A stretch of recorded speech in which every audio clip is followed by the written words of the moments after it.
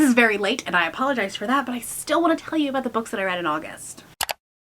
Hello everybody and welcome back to the channel. My name is Brie and this is For Pause in a Book. Today I want to talk to you about the 18 books that I read in the month of August.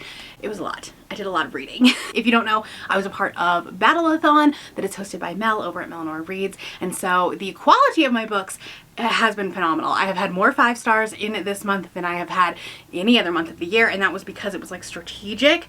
You were supposed to read the books that you thought you were gonna get 5 stars. Novel concept, I know. I think my reading month went really well. It was great. I did DNF 2 books in the month, so it was 18 books that I finished and then 2 books that I DNF'd. But my average rating was a 3.8, which is so good. As far as how I read these books, I read 5 books via audio only. I read 3 ebooks, I read 3 books physically, and I read 7 books with a mixture of several different things, so either like ebook and physical or audio and physical, some form of like mixture of mixed media. I read 1 graphic novel, 3 novellas, and 14 traditional novels. I read 16 books targeted at an adult audience and 2 books targeted at a YA audience. And as far as ratings are concerned, 2 stars was my lowest. I did have 1 2-star read. I had 1 2.5-star read. I had 6 3-star reads and 1 3.5-star read. I had 2 4-star reads, 2 4.5-star reads, and 5 5-star reads, and that is just exciting. As far as the genres, I really stuck to my favorite genres when it comes to what I was picking up this month. I read 6 fantasy books. A lot of that also had to do with the fact that I was finishing up Spiffbow, and if you want to check out my semi-finalist announcement, I will have it linked up in the cards above. I also read 5 fantasy romance. I read 2 horror books. I read 4 romances and 1 thriller. With that said, let's talk about the books that I read in the month of August. I always talk about the books that I rated the lowest and then move up to the books that I rated the highest. So my favorite book will be at the end, and I think you probably know what it's going to be. But let's talk about the books that I DNF'd first. The first one was a novel love story. I literally got to 51% of this book and DNF'd it. It was not my favorite. I really love The 7-Year Slip, and I really liked The Dead Romantics as well. But this one was so cheesy, so corny, like it felt like a Hallmark movie, and I know that's kind of like the vibe she was going for, and so I get it. I feel like there's definitely going to be an audience for this. People will love it. Those people are not me. Yeah, it was so cheesy, so corny, and I was spoiled on the ending, and I'm really glad that I DNF'd it because the ending was just like, oh, well that is a choice. For sure. I'm so happy that people love this book, but yeah, I did not. I DNF'd it. And then the other book that I DNF'd just makes me so sad, and that is The Jasmine Throne by Tasha Suri. I really wanted to love this book. This has all of the trademarks that I should love in a book, but I just couldn't get behind it. I didn't care about any of the characters, right? And I am very much a character-driven reader, and the characters were just not letting me in. There's so much politics, so much world building, so much, like, you know, the courtroom and the drama and stuff like that, and I should have loved this, but I didn't care what happened to any of the characters, and I can't read a huge book that is the first book in a trilogy if I don't care what's going on with the characters. So I DNF'd this one, which is just really sad. I'm so sad. I am gonna try her other book, An Empire of Sand, before I completely write off Tasha as an author. That's just not for me, but this one was a miss for me. All right, now let's talk about the books that I read and completed. My 2-star read was The Au Pair Affair by Tessa Bailey. I really enjoyed Fangirl Down. I thought it was really good. I thought the representation of diabetes was done really well, and this one just really missed the mark. First off, our male main character is he did something so unredeemable that started the 3rd act conflict that I did not want to see these two together. I feel like the pacing of this book was so off because that whole 3rd act conflict takes place on somewhere in the Caribbean, Costa Rica, I don't know, somewhere at a destination wedding, and they like their entire 3rd act conflict happens there, but I feel like we had an entire book that could have happened in that space. So the pacing was just weird. He like, even from the beginning, couldn't take no for an answer. Like, she has some serious trauma that I think was not handled super well, because I feel like if I had gone through what she had gone through, I wouldn't be thinking like, oh, well, I mean, like, yeah, I hate men. Men scare me. They're, like, terrifying. But also, he's super hot, so, like, I want to fuck him. Like, what? I don't know. This just really, really missed the mark for me. And I know, like, Tessa Bailey is super hit or miss. I've given her books 4 and 5 stars, but I've also, like, really, really hated some. So, I don't know. I don't know. This was a 2-star for me. I am, yeah. I'm very sad about it. My 2.5-star read was The Afterlife Experiment by Sam Weiss. This is a book that I read for Spiffbow, and it was one of the 10 in my group. This one I just don't think worked for me. I think honestly I was too dumb for this book. I talked a lot more about it in my vlog that I will link up above. It was in the last vlog where I actually announced the semifinalist. And this one I think is a really interesting genre blend of fantasy, horror, and sci-fi. Like, it has a really good mix of everything. And it's like a portal fantasy, so there's like this portal into this other like fae world, but then also in the real world there is this girl who has a shadow, and it's not a great time. It's very like kind of like a hopeless book, if you know what I mean. Like, that's the vibe that it's giving. And yeah, unfortunately I don't know what missed with this book. There were a lot of extra POVs that I don't think I understood why they were there until like way too late in the book. And so unfortunately this one, like, I just never really connected with the story. So it's 2.5 stars. 2 other Spiffbow books that I gave 3 stars were Courier Quest and The Fires of Caprica. So I also have vlogs on those. I'll like kind of skim past it. Courier Quest is a literary RPG book, and our main character has been like thrust into this world that's kind of like a video game, and you know, he's leveling up. He like can collect things for his inventory. It's actually a really interesting magic system with a very like hard set of rules because of it being like an actual video game. And you have this narrator that's kind of coming along that is kind of telling you like how the game is progressing, which I thought was really interesting, but it was way too slow for me. Not a lot happened in this book. There was like, the stakes were never high enough for me. This was like almost a 500-page book, and I think it could have been much shorter. I think the concept of it is really interesting, but it was so redundant and so repetitive, and like every time our main character would meet a new NPC, we would kind of like repeat the process. And so yeah, it's just like, it missed for me. And so I think if you like those types of stories, this might really work for you, but it's a little bit of a miss for me. And then The Fires of Caprica by Mandy Odell.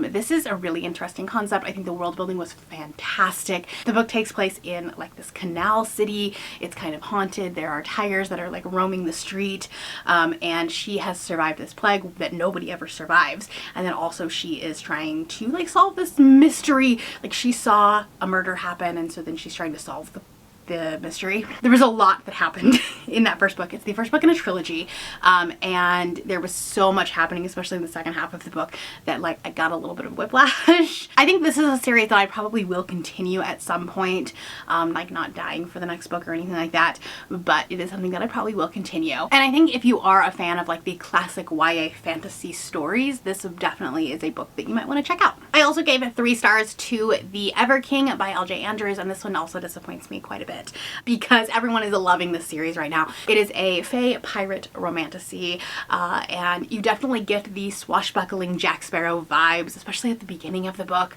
and it was a fun time. However, this book committed 2 sins for me. First off, there was a lot of telling and not showing. We saw this big epic battle, but from her perspective, and she wasn't in the thick of it. So that like just really bugged me. I was like, why? Like, first off, I wanted more swashbuckling. I wanted more pirate.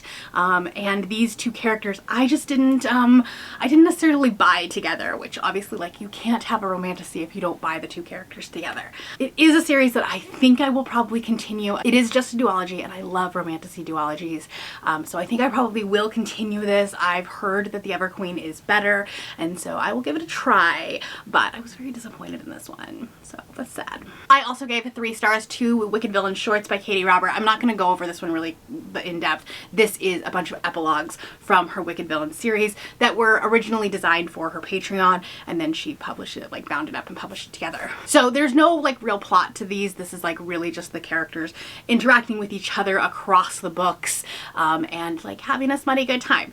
It's fine. If you like the Wicked Villain series, this is nice fan service, which is what it was supposed to be. But obviously, like, it didn't really do anything because it was just a bunch of epilogues. And then another novella that I read, I gave 3 stars to, The Fae Queen's Captive by Sarah Simone. I picked this one up at Steamy Lit Con at the beginning of the month and decided to pick it up for reading royal words in the title. I love Sierra's contemporary romances. I love them. You'll see it later on. This one I think missed a little bit. First off, it is very short, and when you're trying to do an entire story in 110 pages, that's really hard to do. This book definitely gets bonus points for being sapphic, but I just feel like this was a very mid book. Like, it was fine. It did exactly what it was supposed to do, but I just didn't get anything really out of it. So 3 stars. This is one of those like 3 stars, and it's a book that existed. It's definitely a romantasy for spooky season. So as we are entering that spooky season, this might be something that you would be interested in. It's about our main character, who is a graduate student. She wants to be an archaeologist, and as she is standing outside a Scottish grave on Halloween night, she is visited by 3 strangers. Then she gets kind of carted off into this fae world, and she is at the mercy of the Stag Queen. She offers herself as a bargain to the queen to keep her safe, and in return she will essentially be the queen's pet. So smutty good time, but like it didn't necessarily do anything. And I think as I'm reading more and more plot focused romantasy, these ones just kind of miss the mark. My last 3-star was Dark Restraint by Katie Robert. This is the 7th book in the Dark Olympus series, the one that just came out this month. I didn't love this. I don't necessarily love main characters that are like only good for her. You know what I mean? And like, she's basically using herself and using her position in his life to like make him not do terrible things. And that just doesn't make a whole lot of sense to me. I don't know. I didn't necessarily love this. I also I didn't love the Minotaur and Ariadne in previous books, so them getting their own book, this one was like, it's fine. This is a pre-existing relationship, and that's another thing that I don't necessarily love, because you don't get to see the cute banter coming like as they kind of progress into a relationship. So this one was my least favorite in the Dark Olympus series for sure. But like I said, we're 7 books in, and I've given everything up until this point, I think, at least 4 stars. So like, obviously one of them is bound to not be my favorite. That's okay. It's okay. The macro plot of this is definitely expanding. We are definitely seeing more and more of what is going on in the world and the politics, and I am enjoying that to a certain extent. However, I do feel like this one almost was a filler book, and I kind of just want the story to progress to get to that climax point, because I feel like we are maybe like spreading it a little bit too thin. I don't know, it's just my opinion. I know that a lot of people really love this book, but it was just fine for me. It was fine. My 3.5-star read for the month was A Rose Among Thorns by Ash Fitzsimmons. This is also a book that I read for Spiffbow, so I will leave the vlog where I read that one up above. And I really enjoyed this one. I had a really good time with it. This one, I don't think I had a ton of expectations going into. I didn't really know what it was going to be. And it kind of just like really surprised me in a really fun way. I read this entire book on a plane ride out to California when I was going to Steamy Lit, and it was just fun. It's a cozy mystery with fantasy elements. We have like fantastical characters. One of our main characters is a fawn, and our main character, or like female main character, has been entrusted to take care of her aunt's garden, and come to find out, it's not a normal garden. And her aunt is not on a yoga retreat. She has maybe been kidnapped. And so our fawn character comes in to kind of save the day. He's like, okay, I gotta help you with this garden, because like there's some very terrifying creatures in these plants that, you know, you don't know anything about, and also your aunt may have been kidnapped, so we need to figure out why. This is the first book in a series, and I actually didn't know that. I think it reads just fine as a standalone. However, like the ending kind of like sets up the next book in the series, and yeah, it was cozy, it was fun. There's this one scene where they are drinking moonshine, and they get a little tipsy, a little drunk. And it's a really fun banter between the two main characters. There's nothing romantic between them, but just this like friendship that starts to build. It was just like, it was fun. It was a really, really good time. I had 2 4-star reads this month. The first one was Lore Olympus Volume 6. This is the newest one, the one that came out this month. I finished a ton of series this month, which is fantastic. I also started a bunch of series, so that maybe wasn't as fantastic. But this is the newest one. I think that this one really starts to dive into Persephone's mental health and her trauma that she has been going through. It's definitely like we're kind of starting to round everything out and finish up the series. I want to say the next one is the last one, but don't quote me on that. I am finding that I am losing steam with this a little bit, because the first ones were definitely like 5 stars, loved it, read them so quickly. And this one I found that I wasn't like super excited to get back into. I did read it super fast once I like sat down and read it. And like, listen, Hades and Persephone are so cute together, and he's like really trying even though he has no idea what he's doing. It's adorable, it's cute. I'll still finish out the series. This just wasn't my favorite. And then coming off the back of Volume 5, which I really felt was a filler episode, I don't know, I'm just losing a little bit of steam. I also gave 4 stars to Court of Blood and Bindings by Lizette Marshall. This was the first book that I read in the month of August. I read it for reading royal words in the title. This book was an interesting experience because I think when I was reading it, I was a little bit frustrated with it. I wasn't really getting into the story until like very far into it. The beginning of it was like really slow, and I felt like the main character, the main female character, felt very much like a pick-me. However, our male main character is probably one of my favorite character archetypes, where he is like kind of trapped to do all these evil things, but he is trying so hard to correct the mistakes and try to rectify his wrongdoings, and that was so fantastic. And also like the banter between these two are phenomenal, like phenomenal. She's like, I'd rather fuck myself with a cactus, and he's like, let me know how that works out for you. It's just like so funny, and I feel like this book, once I finished it, I was still thinking about it, so that's why it's getting 4 stars. I think while I was reading it, I was like, it's fine, it's whatever. I wasn't like loving it, but as I continued on, and then like after I put the book down, I read other books, I was like still thinking about this one. This has color magic, which I think is really unique and really like something that you don't see very often. They use the color red to destroy, they use the color yellow to heal, they use the color blue, I think, to change, and it's just like, it's really interesting the way that like as you mix colors, you can mix your magic. It's just like such a cool thing. So I'm definitely going to be continuing on with this series. I have heard mixed things about future books, but we'll see what happens, because I think one of the later books is actually sapphic, like when they start working with another character. Like once the main quartet is done, then book 5 is in the same world, but it's sapphic. So, you know, I will definitely still continue. I had 2 4.5 star reads. The first one was actually a reread for me, and that was The Passengers by John Mars. I read this one years ago when I was kind of in a life slump, and I only gave it like 3 or 3.5 stars. But I read this again because I was like, I know I'm gonna love it now, because I read the one, I really, really loved it, and I was like, I just know I'm gonna love it. And I did. This book is so fast-paced almost the entire time. I will say I can kind of tell where I lost myself the first time, because about 2/3 of the way, and we drag a little bit, and I do think it ends several times. If that makes sense? Like there's an ending, and then there's a couple months later, and then another reveal, but we didn't necessarily need that reveal. That's the only reason why it's not getting 5 stars. The concept of this book, where we have this person who has hacked the like electric cars or the self-driving cars, and is using the public to say one of these people will live, the other ones are all going to crash into each other, because I've hacked their navigational system. It was just such an interesting concept.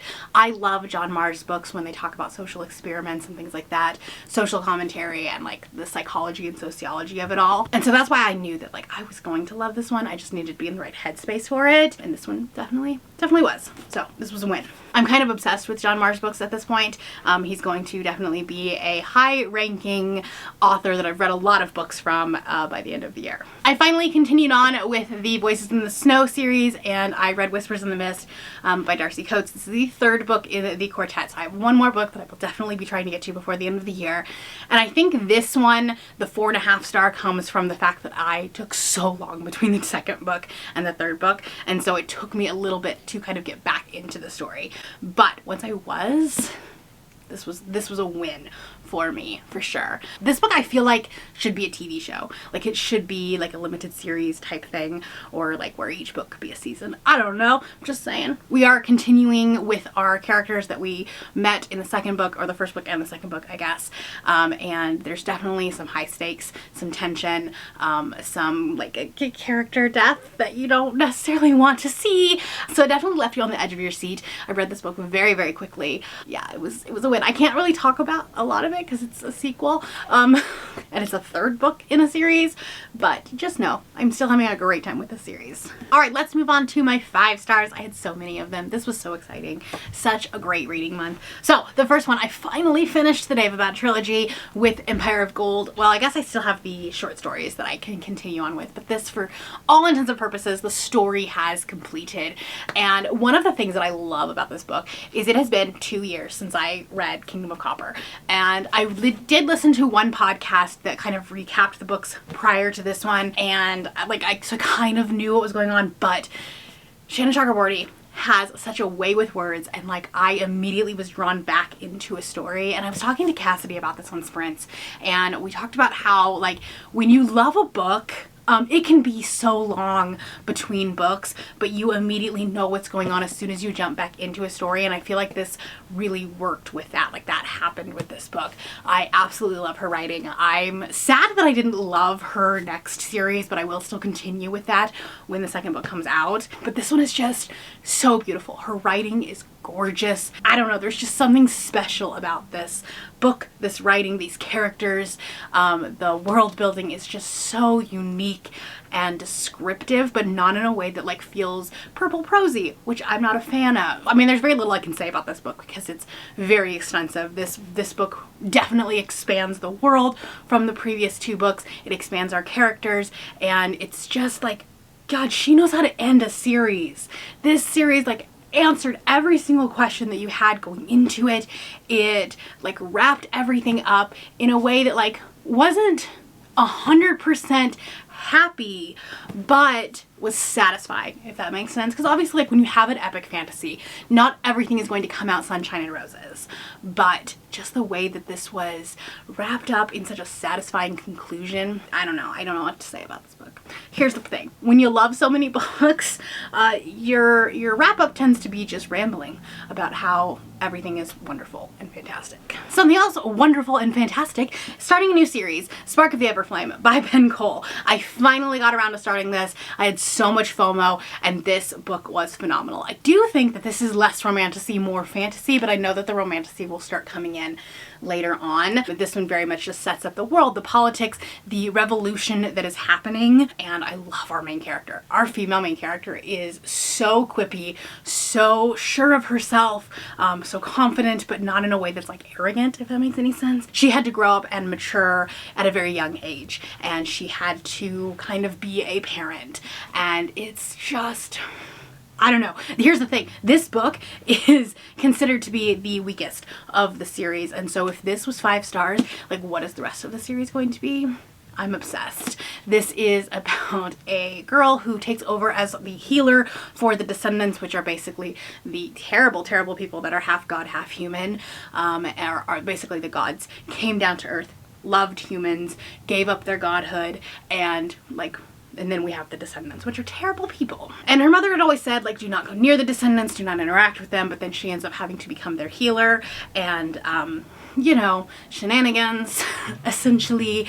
There's like this rebellion, and there's such an interesting conversation about classism and society, and how to, like, you know, how we as the lower class are interacting with the upper class, being godhood and human. And it was just such an interesting look at society, but also it was, the banter was fantastic, and this is going to be such a good series. I'm obsessed. I also gave a 5 stars to Bury Your Gaze by Chuck Tingle. Chuck Tingle has become such a staple horror author for me because he's 2 for 2 now.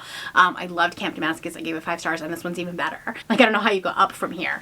This book has so much tension, so much, like, there's, oh my gosh, okay. There is this scene on a plane that is so terrifying. This book is about a screenwriter in Hollywood, and he has been building up these two characters to get together. They are queer, and it's supposed to be like this happy ending, right? And the producer is saying, okay, you can do one of two things. You can either make them straight, they can't be gay, or they can be gay, but we have to kill them off to kind of make this super emotional season finale. And he's like, I don't want to do that. Gay people are always becoming the trauma, becoming the heartbreaker, and I want to see queer joy in Hollywood. So then he starts getting kind of stalked and followed by his own monsters, and I'm sure there's some sort of metaphor there, but he's being stalked and harassed and followed by his own creations, and so he is having to like basically fight them off, being like, okay, well, I know he has to do this, I know he's going to be doing this because like I wrote him. And like I said, that scene on the plane where this one character is like trying to attack the other people on the plane is just so terrifying, because you're in, you know, a tube jetting across the sky and you can't do anything except sit there. Terrifying. Like, so scary. But this book also has a lot of like camp, and it's kind of satirical, and it like takes a look at Hollywood, and there's a very interesting conversation about queer identity and queer baiting and the representation of queer people in the media in Hollywood. It is just like, this was so good. So good. His horror is just so well developed, and he has such a way of writing and being able to explain and like have a really important conversation about things that are going on in our world in a fun and interesting way. I finished up the new Camelot trilogy and gave 5 stars to American King by Sierra Simone. This book is phenomenal. This book is it's for the scandal girlies, right? If you like scandal, if you want something crazy, weird, and political going into our election season that gives you a lot of stress, read this. The series is about the president and the vice president and the first lady, all together. It's great. There's obviously like a lot of politics in this. There is a lot of like external stuff that's going on, which like I love in romantasy, so putting it into a contemporary setting also really worked for me. I really didn't like the second book just because of the tropes that were used in it, and so I held off on reading this one for so long, and I'm glad that I finally got to it. I think it wraps the series up so nicely, and everyone is happy by the end, which is great. There's not a ton I can say about this. It is essentially a very loose Arthurian retelling. Obviously there's like a Merlin character. This is the new Camelot trilogy, but it's very loose, obviously, because we are in contemporary American politics. But such a good time, so much smut.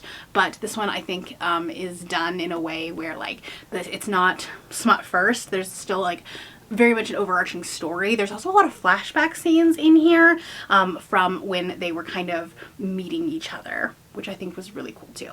And then finally, my favorite book of the month, by far, easily, it was the last book that I read in the month, and that is City of Mirth and Malice by Alexis Elmenard. This is the second book finishing up after House of Bane and Blood, and again, romantasy duologies. I just love them, because this book is about like post-relationship drama, post-relationship conflicts.